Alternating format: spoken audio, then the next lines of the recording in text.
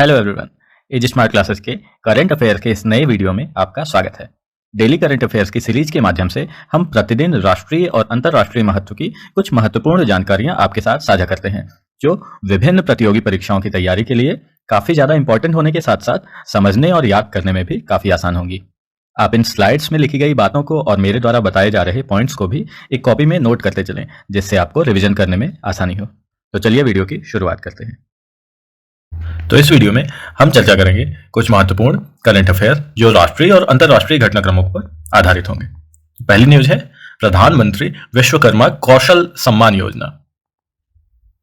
हाल ही में बजट 2023-24 में प्रधानमंत्री विश्वकर्मा कौशल सम्मान, जिसे प्राइम मिनिस्टर विश्वकर्मा कौशल सम्मान पीएम विकास योजना नाम दिया गया है, इसकी घोषणा की गई है।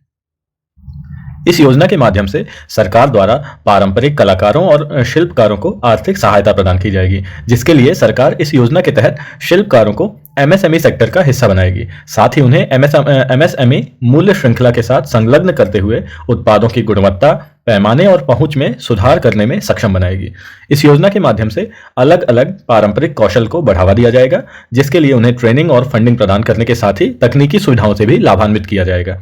इसमें अनुसूचित जातियों, अनुसूचित जनजातियों, अन्य पिछड़ा वर्गों, महिलाओं एवं कमजोर वर्गों पर अधिक ध्यान केंद्रित किया गया है। विश्वकर्मा समुदाय के अंतर्गत देश के 140 से ज्यादा जातियां आती हैं, जो कि देश की एक बड़ी आबादी को कवर करती हैं। अब नेक्स्ट न्यूज है मिष्टी योजना। हाल ही में वर्ष 2023 के बजट में केंद्रीय वित्त मंत्री द्वारा मिष्टी, जिसका फुल फॉर्म है mangrove initiative for shoreline habitats and tangible incomes, MISHTI, इस योजना की घोषणा की गई है। इसका मुख्य उद्देश्य भारत के समुद्र तट के साथ साथ लवणीय भूमि पर मैंग्रोव वृक्षारोपण की सुविधा प्रदान करना है। यह योजना मनरेगा, कैंपा फंड एवं अन्य स्रोतों के मध्य अभिसरण के माध्यम से संचालित की जाएगी। मैंग्रोव ही समुद्र में आने वाले सुनामी जैसे बड़े दुष्प्रभावों को रोकने में महत्वपूर्ण भूमिका निभाते हैं। मैंग्रोव कुल भारतीय भौगोलिक क्षेत्र का 0.15% हिस्सा कवर करते हैं। यह लगभग 4,975 वर्ग किलोमीटर में फैले हुए हैं। अकेले पश्चिम बंगाल राज्य में भारत के मैंग्रोव का 42.45% हिस्सा है। मैंग्रोव वन आंध्र प्रदेश, पश्चिम बंगाल, उड़ीसा, अंडमान और निकोबार, गोवा, कर्नाटक, केरल, महाराष्ट्र तथा तमिलनाडु में फैले हुए हैं। मिष्टी योजना समुद्र तट के किनारे मैंग्रोव वनों की रक्षा करने में सहायक होगी। मैंग्रोव वन लवणीय जल के प्रति सहिष्णु होने के साथ ही उष्ण कटिबंधीय वर्षा वनों की तुलना में 4 गुना अधिक कार्बन पृथक्करण करने में सक्षम है।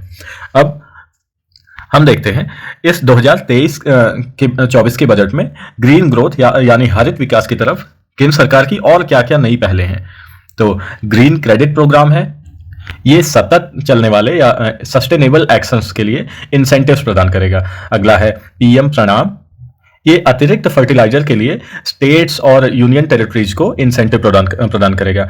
500 new waste to wealth plants to be established under Gobar Dhan scheme. वहीं पर मिष्टी स्कीम हमने देखा ही मैंग्रोव प्लांटेशन के लिए है, कोस्ट लाइन की तरफ, और अमृत धरोहर, ये अगले 3 साल तक ये स्कीम लागू रहेगी वेटलैंड्स के ऑप्टिमल यूजेस के लिए। तो अब नेक्स्ट न्यूज है दोस्तों, रुकावट के लिए माफी, लेकिन वीडियो में आगे चलने से पहले मैं आपको बता दूं, अगर आप हमारे चैनल पर नए हैं या इस सीरीज का पहला वीडियो देख रहे हैं तो आप हमारी इंडियन पॉलिटी की सीरीज तथा इंडियन हिस्ट्री की रिवीजन सीरीज को भी अवश्य देखें। प्लेलिस्ट की लिंक नीचे डिस्क्रिप्शन बॉक्स में है और आप ऊपर आई बटन पर क्लिक करके भी नेविगेट कर सकते हैं। अगर आपको इस वीडियो का अथवा किसी भी वीडियो का पीडीएफ चाहिए तो आप हमारा टेलीग्राम चैनल ज्वाइन कर सकते हैं, जिसकी लिंक नीचे डिस्क्रिप्शन बॉक्स में है, या फिर आप टेलीग्राम पर सिंपली सर्च कर सकते हैं AG smart classes. Quad cyber challenge. Quad देशों द्वारा क्वाड साइबर चैलेंज शुरू किया जा रहा है। यह 4 देशों में साइबर सुरक्षा सुधार के लिए एक सार्वजनिक अभियान है। इस चैलेंज में शामिल होने और सुरक्षित तथा जिम्मेदारी पूर्वक साइबर का उपयोग करने की शपथ लेने के लिए पूरे हिंद प्रशांत एवं अन्य क्षेत्रों के इंटरनेट उपयोगकर्ताओं को आमंत्रित किया जा रहा है। राष्ट्रीय सुरक्षा परिषद सचिवालय के साथ भारत का राष्ट्रीय साइबर सुरक्षा समन्वयक इस चुनौती में समन्वयक निकाय है।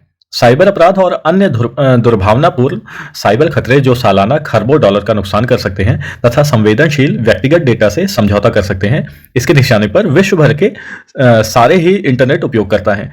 कई साइबर हमलों को सरल निवारक उपायों द्वारा संरक्षित किया जा सकता है, जैसे नियमित रूप से सुरक्षा सिक्योरिटी अपडेट्स, मजबूत और नियमित रूप से बदलते हुए पासवर्ड का उपयोग करना, फिशिंग जैसे सामान्य ऑनलाइन घोटालों के बारे में जागरूकता होना। क्वाड भारत, ऑस्ट्रेलिया, अमेरिका और जापान के रूप में 4 लोकतांत्रिक देशों का समूह है, जिसका उद्देश्य हिंद प्रशांत क्षेत्र को स्वतंत्र, खुला और समृद्ध बनाना तथा उसका समर्थन करना है। अब नेक्स्ट न्यूज देखते हैं। आरबीआई ने रेपो रेट में वृद्धि की। भारतीय रिजर्व बैंक ऑफ इंडिया ने रेपो दर को 25 आधार अंकों से बढ़ाकर 6.5% कर दिया है, जो लगातार छठी वृद्धि दर है।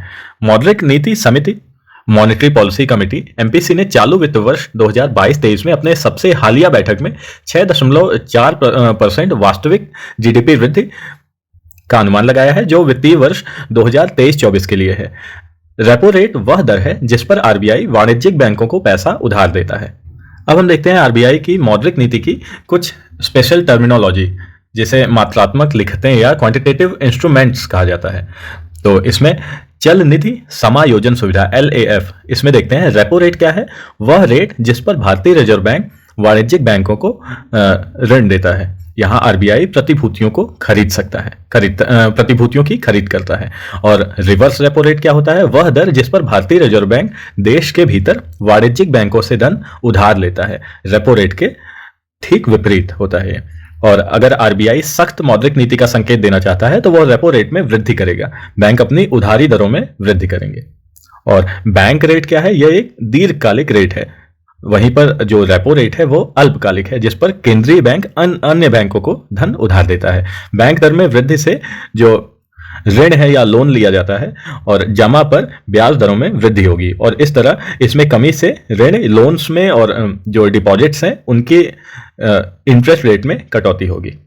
इसी तरह SLR क्या है? सांविधिक चल निधि अनुपात। यह जमाओं की न्यूनतम हिस्सेदारी है जो वाणिज्यिक बैंकों को आधारित सरकारी प्रतिभूतियों, नकदी एवं स्वर्ण जैसी सुरक्षित व चल अस्थियों में रखना होता है। अगर आरबीआई मौद्रिक नीति को सख्त करना चाहता है तो वो SLR में वृद्धि करेगा। और CRR क्या है? कैश रिजर्व रेशियो, नकद आरक्षित अनुपात। ये बैंकों को अपनी जमा राशि का एक निश्चित हिस्सा आरबीआई के पास कैश के रूप में रखना आवश्यक है। CRR में वृद्धि के साथ ही बैंक जो लोन्स की रेट है उसमें वृद्धि कर देते हैं। और वहीं OMOs क्या है? खुला बाजार परिचालन या ओपन मार्केट ऑपरेशंस। इसमें बैंकिंग प्रणाली में टिकाऊ चल निधि को इंजेक्ट या अवशोषित करने के लिए रिजर्व बैंक द्वारा सरकारी प्रतिभूतियों की एक मुश्त खरीद या बिक्री शामिल है। अब अगली न्यूज देखते हैं। टिड्डियों के एंटीना के साथ इजराइल का सूंघने वाला रोबोट। इजराइल के वैज्ञानिकों ने जैविक सेंसर से लैस एक नया सूंघने वाला रोबोट विकसित किया है जो टिड्डियों के एंटीना का उपयोग करता है। यहां पर यह ध्यान देने वाली बात है कि टिड्डियां अपने एंटीना से सूंघती हैं और उनमें सूंघने की तीव्र क्षमता होती है। यह रोबोट मौजूदा इलेक्ट्रॉनिक स्निफर्स की तुलना में कहीं अधिक सेंसिटिव है और अग्रिम रोग निदान एवं बेहतर सुरक्षा जांच में सहायक होता है। शोधकर्ताओं ने कीट के एंटीना को रोबोट पर 2 इलेक्ट्रोड के बीच रखा जो पास की गंध की प्रतिक्रिया के रूप में विद्युत संकेत, इलेक्ट्रिकल सिग्नल्स भेजते हैं। मशीन लर्निंग से रोबोट अलग अलग तरह की गंधों की पहचान करने में सक्षम है। अब नेक्स्ट न्यूज देखते हैं। ऑपरेशन दोस्त।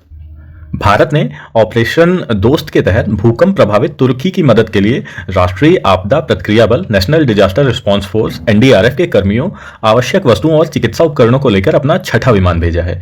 6ठी उड़ान में बचाव दल, डॉग स्क्वाड और आवश्यक दवाएं शामिल हैं। ऑपरेशन दोस्त के तहत भारतीय सेना द्वारा तुर्की के हटाय प्रांत में एक फील्ड अस्पताल स्थापित किया गया है। भारत ने सीरिया में चिकित्सा आपूर्ति के साथ एक परिवहन विमान भी भेजा है। यहां पर ध्यान देने वाली बात है कि 6 फरवरी 2023 को रिक्टर पैमाने पर 7.7 की तीव्रता के भूकंप ने तुर्की और सीरिया को प्रभावित किया है। इसके बाद कई आफ्टर शॉट्स भी देखे गए, जिससे दोनों देशों में भारी तबाही के साथ जान माल की क्षति तथा बुनियादी ढांचे को काफी नुकसान पहुंचा है। ऑपरेशन दोस्त इस बात का प्रतीक है कि भारत तुर्की का मित्र है, अर्थात दोनों को अपने संबंधों को अधिक मजबूत करना चाहिए। इससे पहले NDRF को इस तरह के 2 अंतर्राष्ट्रीय अभियानों, जो वर्ष 2011 में जापान ट्रिपल डिजास्टर, भूकंप, सुनामी और परमाणु संकट एवं 2015 में नेपाल में आए भूकंप हेतु भेजा गया था। So that's all for now. आशा करता हूँ वीडियो आपको अच्छा लगा होगा। अगर वीडियो अच्छा लगा हो तो वीडियो को लाइक करें, चैनल को सब्सक्राइब करें और शेयर करें। धन्यवाद।